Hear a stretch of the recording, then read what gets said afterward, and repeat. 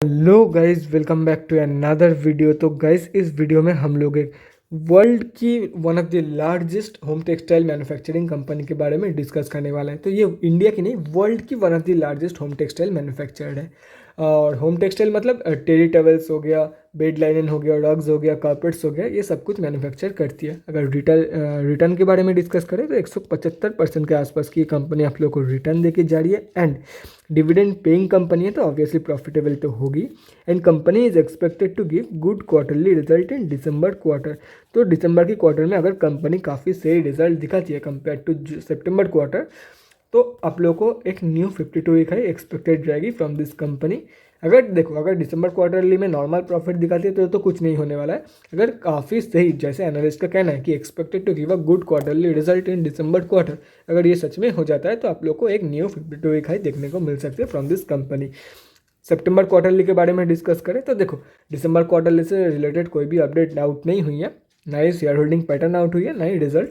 तो सितंबर क्वार्टर को ही हम लोग टेक्निकली लास्ट क्वार्टर मान के चलेंगे। तो सितंबर की क्वार्टर में प्रोमोटर्स हो गया, एफ हो गया, उसके साथ साथ LIC की भी होल्डिंग है इस कंपनी में। ये तीन जन अपने होल्डिंग इंक्रीज़ किया था सितंबर की क्वार्टर में। और ये सब कैलकुलेट करने के बाद अगर हम अब जैसे छोटे मोटे रिटेलर्स की होल्डिंग कैलकुलेट किया जाए तो वो करीब 15% के आसपास निकल के आ रही है इस कंपनी में। इस वीडियो में हम लोग बेसिकली 3 पॉइंट्स कवर करेंगे। First point is fundamental analysis. यहाँ पे हम लोग देखेंगे कि कंपनी कौन सी है एंड कंपनी फंडामेंटली कैसी है for short term trades and long term investment purpose. Second point is volume analysis. Volume को एनालाइज करके हम लोग फ्यूचर ट्रेंड के बारे में अंदाज़ा लगाने की कोशिश करेंगे।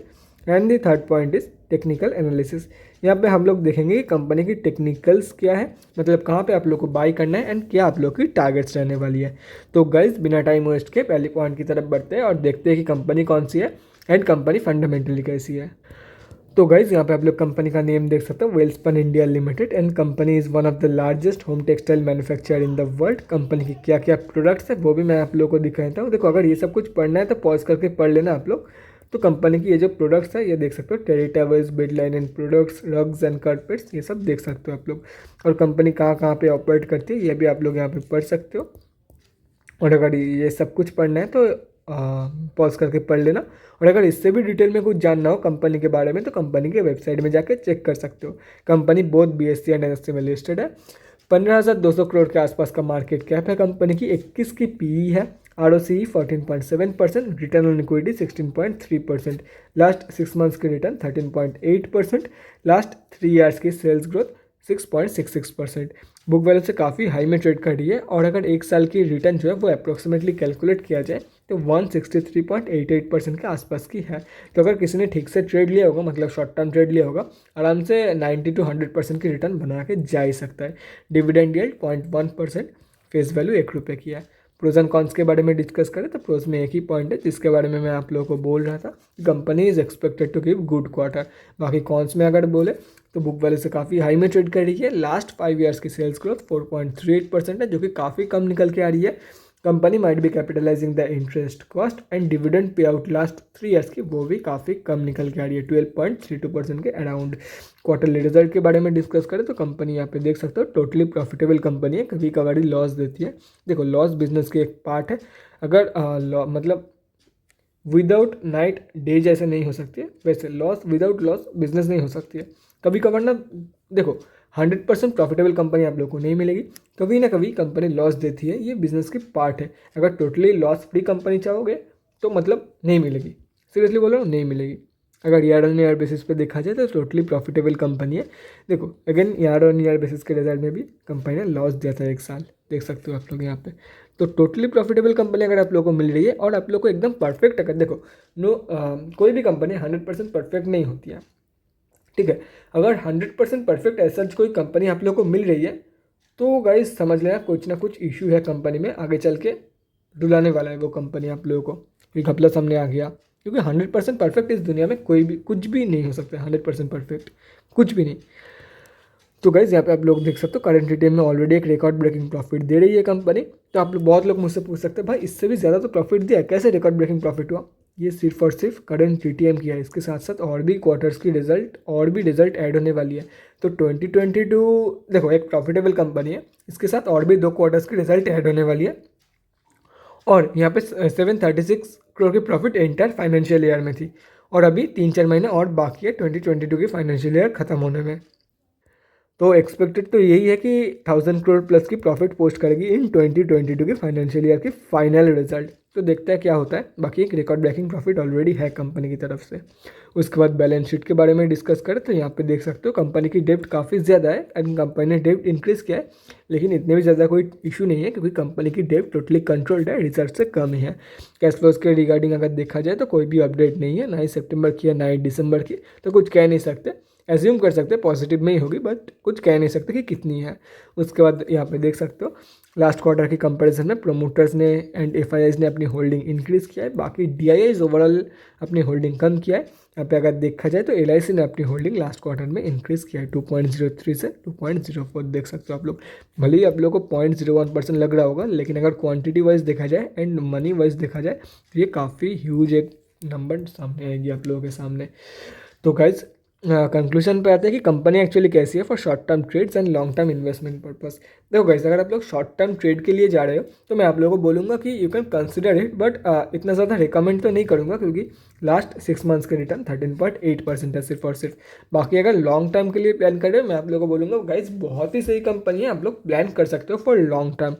तो गाइस ये हो गया कैसी है company for short term and long term. अभी चलते हैं हमारे दूसरे पॉइंट की तरफ। चलते हैं एनएससी के वेबसाइट पे और देखते हैं कि कल मतलब फ्राइडे के दिन क्या हुआ था कंपनी में। तो गाइस यहाँ पे हम लोग आ चुके हैं एनएससी की वेबसाइट पे, तो देख सकते हो कंपनी जो है वो निफ्टी 500 में लिस्टेड है। एंड अगर फ्राइडे के बारे में डिस्कस करें तो 14,40,000 टू 87 क्वांटिटी में ट्रेड हुआ है, जिसका वैल्यू लगभग 2186 लाख रुपीज़ के आसपास निकल के आ रही है। पेंडिंग ऑर्डर क्वांटिटी के बारे में डिस्कस करें तो 3824 सेलिंग ऑर्डर पेंडिंग है 151.2 की प्राइस पॉइंट पे। डिलीवरी परसेंटेज यहाँ पे आप लोग देख सकते हो 46.72, लगभग 47%, मतलब स्लाइटली जो है वो लोग इंट्राडे ट्रेड लेना प्रेफर किया था ज़्यादा कंपेयर टू डिलीवरी ट्रेड। यहाँ पे आप लोग देख सकते हो।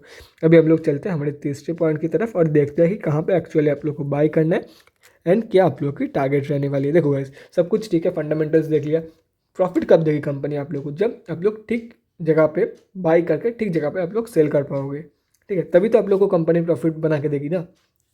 तो ये इसी के बारे में हम लोग अभी डिस्कस करने वाले हैं कि कैसे आप लोग प्रॉफिट कमा सकते हो फ्रॉम दिस कंपनी।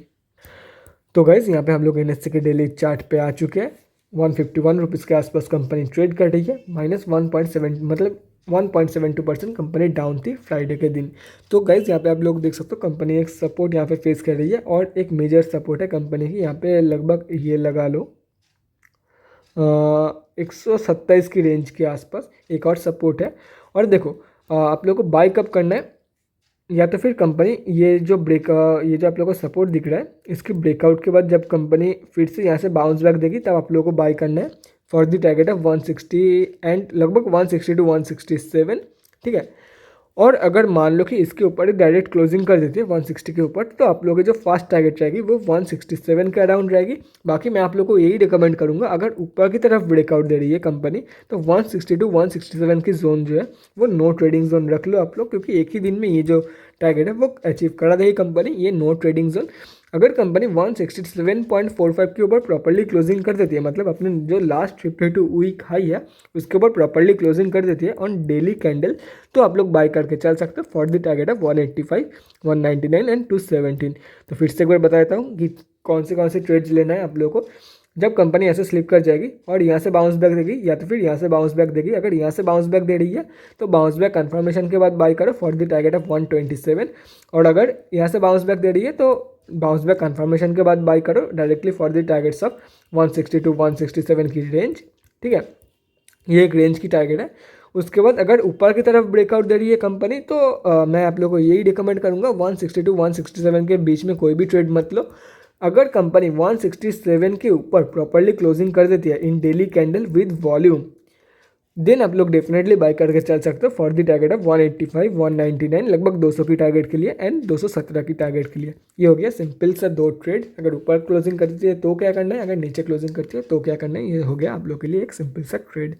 तो guys that's it for this video. अगले वीडियो में मिलते हैं गाइज। Thanks for watching. और गाइस अगर आप लोगों के मन में कोई भी डाउट या क्वेरी रहती है स्टॉक मार्केट या किसी भी स्टॉक से रिलेटेड तो कमेंट सेक्शन में कमेंट करके मुझसे पूछ सकते हो। बाकी मेरे इंस्टाग्राम का लिंक आप लोगों को डिस्क्रिप्शन बॉक्स में तो मिल ही जाएगी, वहाँ पे भी मुझे डीएम कर सकते हो for an one on one conversation. Thanks again for watching guys, bye guys, and definitely guys stay safe.